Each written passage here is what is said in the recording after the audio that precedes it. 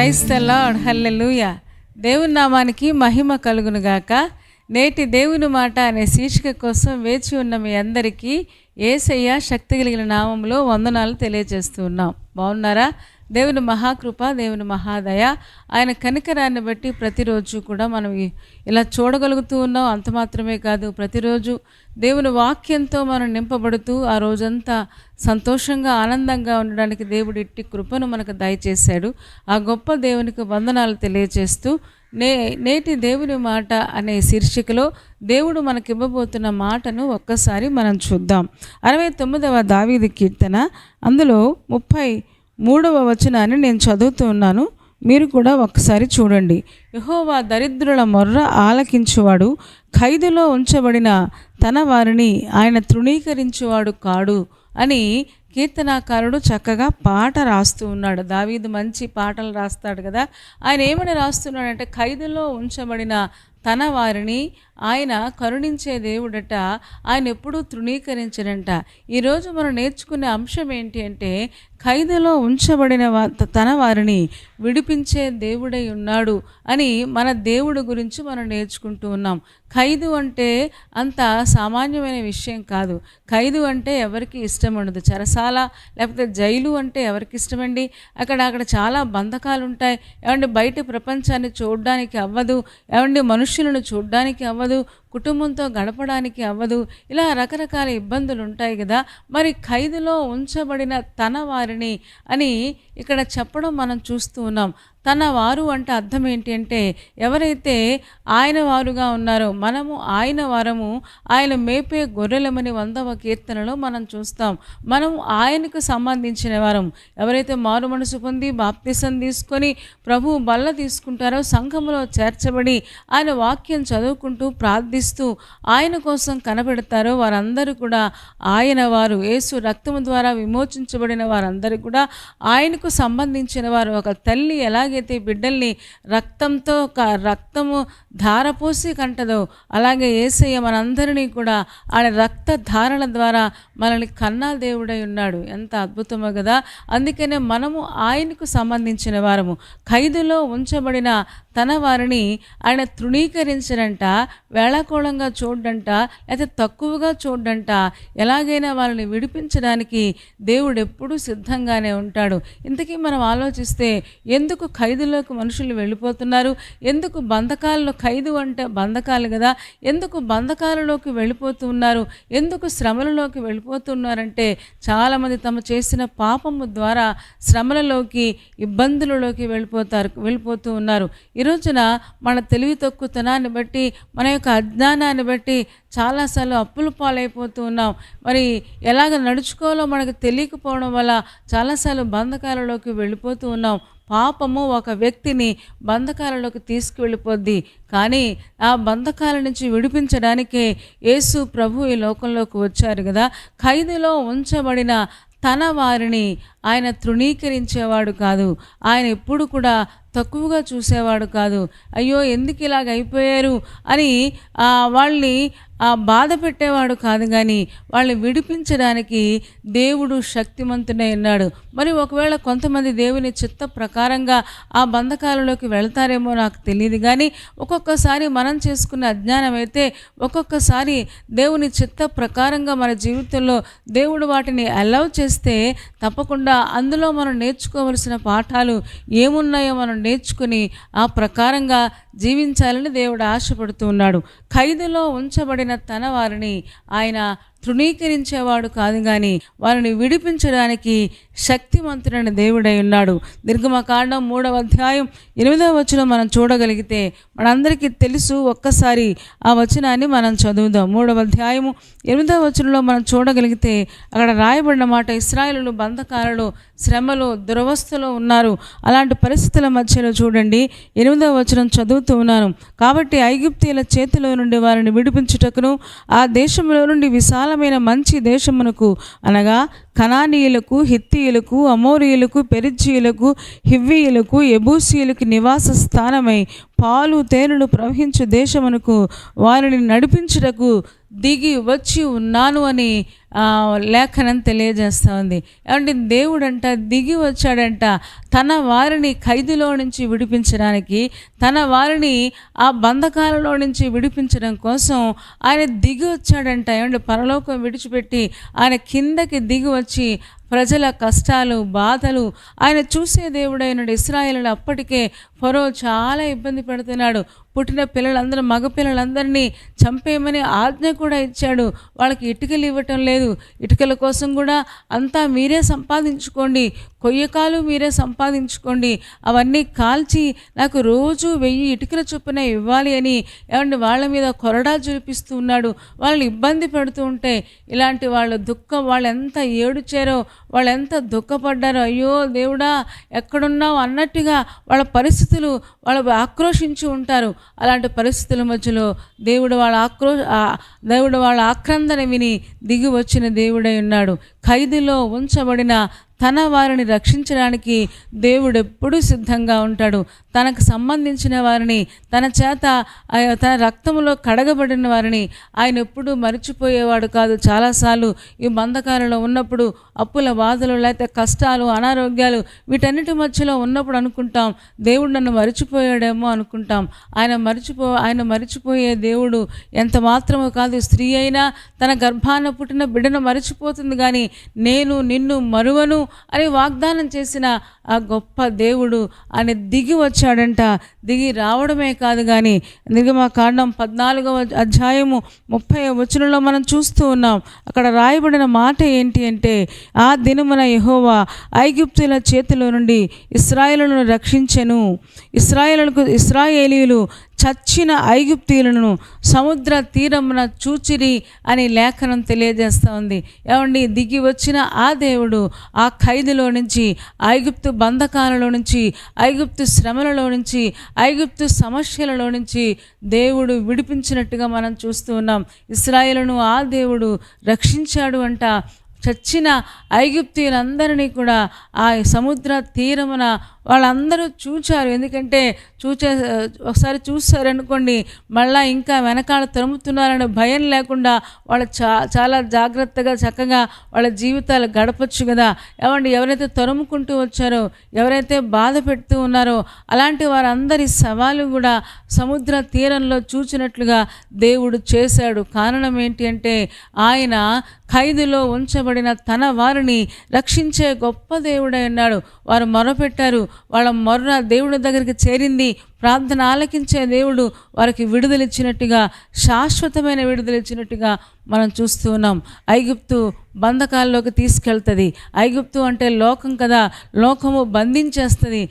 లోకంలో ఉన్న పాపము బంధకాల్లోకి తీసుకెళ్తుంది. కానీ లోకములో నుంచి లేదా శరీరాశ, నేత్రాశ, జీవపు డంబము అనే పాపాల నుంచి విడిపించగలిగేది దేవుడు ఒక్కడు మాత్రమే. ఆయనే విడిపిస్తారు, ఆయనే నడిపిస్తారు కూడా. గొప్ప దేవుణ్ణి మనం కలిగి ఉన్నాం. చూద్దామా, ఇంకొక వచనం చూద్దామా?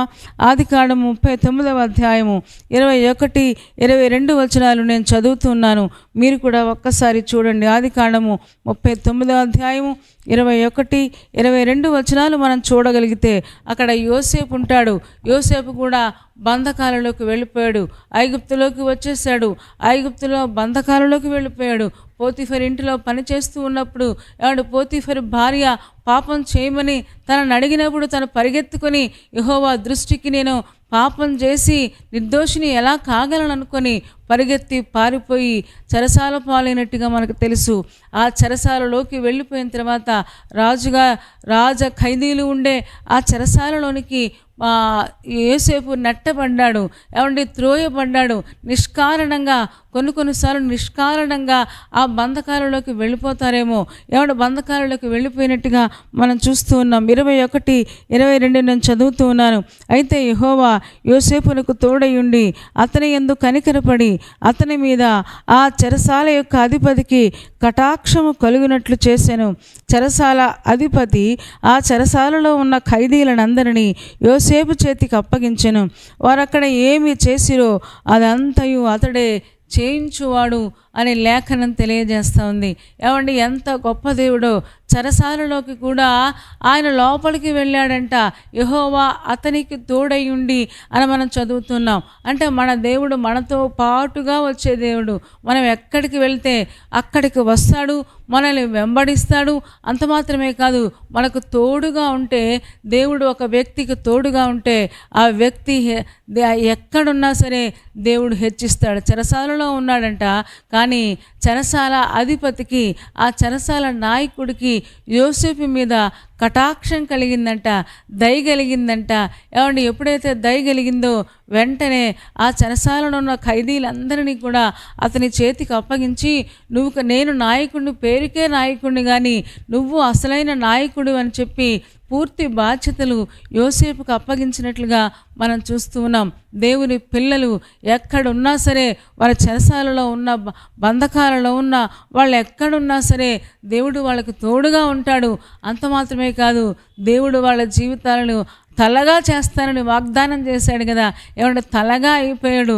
అందరూ కూడా అక్కడ ఎవరెవరు ఏం చేయాలో కూడా అన్నీ యోసేపుకే అప్పగించాడంట. యోసేపే అన్నీ చూసేవాడంటే యోసేపుని ఎంత స్పెషల్గా ఆ చెరసాల నాయకుడు చూశాడో అనిపిస్తూ ఉంటుంది.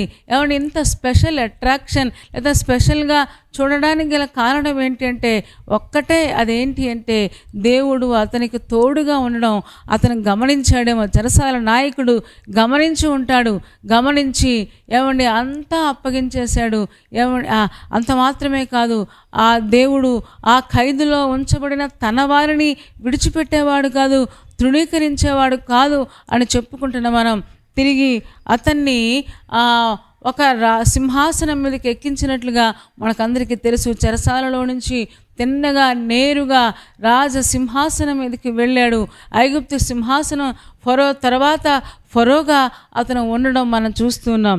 ఇవన్నీ జరగడానికి గల ముఖ్యమైన కారణం ఏంటి అంటే ఖైదులో ఉంచబడిన తన వారిని ఆయన తృణీకరించేవాడు కాదు. మనుషులైతే తృణీకరిస్తారు. నువ్వేదో తప్పు చేసావు, నువ్వేదో ఇలా చేసావు, నువ్వు అలాగున్నావు, ఇలాగున్నావు, అసలే బాధల్లో ఉంటారు. మళ్ళీ వచ్చి ఇలాగా మనుషులు ఇంకా బాధను రెట్టింపు చేస్తారు. కానీ మనం నమ్మిన దేవుడు అలా బాధను రెట్టింపు చేసేవాడు కాదు. కానీ మనం ఎక్కడున్నా సరే అక్కడ కూడా తలగా ఉంచడానికి దేవుడు ఇష్టపడేవాడు. కాబట్టి దేవుని మీద విశ్వాసం ఉంచుదాం. ఏ బంధకాలలో మీరున్నారో, ఏ కష్టాల మధ్యలో నలిగిపోతూ ఉన్నారో, ఏ శ్రమల మధ్యలో నలిగిపోతూ ఉన్నారో బెంగపడద్దు. తన వారిని ఆయన తృణీకరించడు, తన వారిని ఆయన తప్పకుండా విడిపిస్తాడు. మనందరికీ తెలుసు, అపోస్తుల కార్యాలు 16వ అధ్యాయంలో చూస్తాం. మనందరూ చూడాల్సిన అవసరం లేదు. కానీ 26వ వచనంలో పౌలు శీల బంధకాలలోకి వెళ్ళిపోయారు. నిష్కారణంగా సువార్త ప్రకటిస్తూ ఉంటే నిష్కారణంగా చెరసాలలో వేశారు. అక్కడ కూడా దేవుడు దిగి వచ్చినట్లుగా మనకు తెలుసు. అద్భుతాలు చేశాడు. అందరి బంధకాలు ఊడిపోయేలాగా చేశాడు. అంత మాత్రమే కాదు, ఆ చెరసాల నాయకుడు రక్షణ పొందేలాగున వారి గాయాలు తిరిగి ఏ చేతులతో అయితే కొట్టాడో అదే చేతులతో మళ్ళీ గాయాలు తుడిచినట్లుగా, గాయాలు కడిగినట్లుగా మనకు అర్థమవుతుంది. దేవుడు ఏమైనా చేయగలిగిన శక్తి కలిగిన దేవుడు. ఖైదులో ఉంచబడిన తన వారిని తృణీకరించేవాడు ఎంత మాత్రము కాదు. ఆయన విడిపించడానికి సమర్థుడైన దేవుడు. మరి ఆ బంధకాలలోకి ఒకవేళ పాపం వల్ల వెళ్ళిపోతే పాపాన్ని ఒప్పుకుంటే అతిక్రమములు దాచిపెట్టేవాడు వర్ధిల్లడు, వాటిని ఒప్పుకొని విడిచిపెట్టేవాడు కనికరాన్ని పొందుతానని లేఖనం తెలియజేస్తుంది. ఒకవేళ దేవుని చిత్త ప్రకారంగా ఆ బంధకాలలోకి వెళ్తే దేవుడు ఏమి నేర్పించుతున్నాడో అవన్నీ కూడా మనం నేర్చుకోవడానికి మన మనస్సును ఎప్పుడూ సిద్ధంగా ఉంచుకోవాలి. దేవుని చిత్తం చేయడమే మన జీవితంలో గొప్ప విషయం కదా. ఈ రోజున విశ్వాసులారా, దేవుడు మనకు తెలియజేస్తున్నాడు, మీరే బంధకాలలో ఉన్నారు, ఏ చెరసాలలో ఉన్నారు, ఏ అప్పులు లేకపోతే అనారోగ్యాలు ఈరోజు పట్టి పీడిస్తూ ఉన్నాయా, దేవుడు తప్పకుండా విడిపిస్తాడు. దేవుడు తప్పకుండా నడిపిస్తాడు. ఇశ్రాయేలుల కోసం దిగి వచ్చిన దేవుడు మోషే అంటే నాయకుడిని పంపించి ఎలాగైతే ఐగుప్తు నుంచి విడిపించాడో మనల్ని కూడా విడిపించడానికి ఆయన సమర్థుడు. ఎందుకంటే మనము ఆయన వారము, మనము ఆయనకి సంబంధించిన వారము. ఆయనకి సంబంధించిన వారిని ఎప్పుడు కూడా ఆయన విడిచిపెట్టేవాడు కాదు. వాళ్ళ చెరసాలలో ఉన్న వారికి తోడుగా ఉంటాడు. యోసేపుకు తోడుగా ఉండి అంత మాత్రమే కాదు, యోసేపును విడిపించి సింహాసనం మీదకి ఎక్కించిన గొప్ప దేవుడై ఉన్నాడు. పౌలు శీలను విడిపించిన గొప్ప దేవుడై ఉన్నాడు. ఈ రోజున ఏ ఖైదులో ఉన్నారు, ఏ బంధకాల మధ్యలో నలిగిపోతూ ఉన్నారో ధైర్యం తెచ్చుకోండి, ప్రభు వైపు చూడండి. తప్పకుండా తన వారిని ఆయన విడిపిస్తానని వాగ్దానం చేస్తూ ఉన్నాడు. మరి ఆయన మీద విశ్వాసం ఉంచి ఆయన వారిగా ఎప్పటికీ ఉంటూ విశ్వాసముతో, అంత మాత్రమే కాదు ప్రార్థనతో దేవుడు ఏమి నేర్పించబోతున్నాడో అవన్నీ నేర్చుకుంటూ ఎప్పటికీ మనం ఆయన వారిగా ఉండడానికి ప్రయాసపడదాం. అట్టి కృప దేవుడు మనందరికీ దయచేయునుగాక. తలలు వంచండి, కళ్ళు మూసుకోండి, చిన్న మాట ప్రార్థన చేద్దాం. పరిశుద్ధుడా, ప్రేమ కలిగిన మా తండ్రి, నీ పాదాలకు వందనాలు, స్తోత్రాలు చెల్లిస్తూ ఉన్నాం.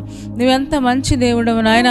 ఖైదులో ఉంచబడిన తన వారిని రక్షించడానికి దిగివచ్చిన గొప్ప దేవుడవు కదా. నీ పిల్లల్ని ఎప్పుడూ కూడా నీ విడిచిపెట్టే దేవుడవు కాదు, మర్చిపోయే దేవుడవు కాదు. ఎంతమంది బాధల్లో ఉన్నారో, సమస్యల మధ్యలో నలిగిపోతూ దేవా మమ్మల్ని చూడమని ఆక్రోషిస్తూ ఉన్నారో దేవా, వారందరినీ ఒక్కసారి చూడండి నాయన. ముఖ్యంగా వారి పాపాన్ని విడిచిపెట్టి సంపూర్ణంగా నీ మీద విశ్వాసం ఉంచి నువ్వు చేసే అద్భుతాలు పొందుకోవడానికి ఒక్కొక్కరిని మీరు సిద్ధపరచుము. చేరువచ్చిన ఒక్కొక్క విశ్వాసిని, వారి కుటుంబాలను దీవించుము తండ్రి. నాయన, ఈరోజు ఏ ప్రయాణాల మీద వెళుతూ ఉన్నారో, ఏ పనుల మీద వెళుతూ ఉన్నారో దేవా సహాయం చేయండి. ప్రతి పనిని సఫలం చేయండి నాయన. దాని బిడ్డల స్కూల్స్ విషయంలో, కాలేజెస్ విషయంలో, ఎగ్జామ్స్ విషయంలో మీరు తోడుగా ఉండి నడిపించుము. పెళ్లి రోజు, పుట్టినరోజు జరుపుకుంటున్న వారిని కూడా జ్ఞాపకం చేసుకోండి. శ్రేయస్కరమైన ఆశీర్వాదాలతో మీరే నింపి నడిపించుము. యేసయ్య నామంలో ప్రార్థించి వేడుకొంచున్నాము తండ్రి. ఆమేన్. ఆమేన్ చెప్పారు కదా. చాలా సంతోషం. చాలా ఓపికగా, శ్రద్ధగా దేవుని యొక్క వాక్యాన్ని మీరు వింటూ ఉన్నారు. ఖైదులో ఉంచబడిన తన వారిని ఆయన మరిచిపోడు, ఆయన తప్పకుండా విడిపిస్తారు అనే వాగ్దానం దేవుడు మనకిచ్చాడు. ఈ వాగ్దానం మన జీవితంలో దేవుడు నెరవేర్చునుగాక. ఈ కార్యక్రమం మీకు నచ్చితే లైక్ చేయండి, షేర్ చేయండి, అలాగే కామెంట్ పెట్టండి. చాలామందికి ఈ విషయాలు తెలియచేయండి. అనేక మంది ఈ వాక్యం చూసినట్లుగా మీరు కూడా దేవుని సేవలో పాలు పంపులు పొందండి. మరి మిమ్మల్ని అందరినీ దేవుడు దీవించునుగాక. దేవుని చిత్తమైతే మరలా రేపు ఉదయం కలుసుకుందాం. డాక్టర్ స్పర్జన్ యూట్యూబ్ ఛానల్ని సబ్స్క్రైబ్ చేసుకోకపోతే తప్పకుండా డాక్టర్ స్పర్జన్ యూట్యూబ్ ఛానల్ని సబ్స్క్రైబ్ చేసుకోండి. మా నోటిఫికేషన్స్ అన్నీ మీకు వస్తాయి. తద్వారా మా కార్యక్రమాలన్నీ మీరు చూడొచ్చు. దేవుని చిత్తమైతే మరలా రేపు ఉదయం కలుసుకుందాం. అప్పటి వరకు దేవుని మహాకృప మనందరికీ తోడే ఉండునుగాక. ఆమేన్, ఆమేన్, ఆమేన్.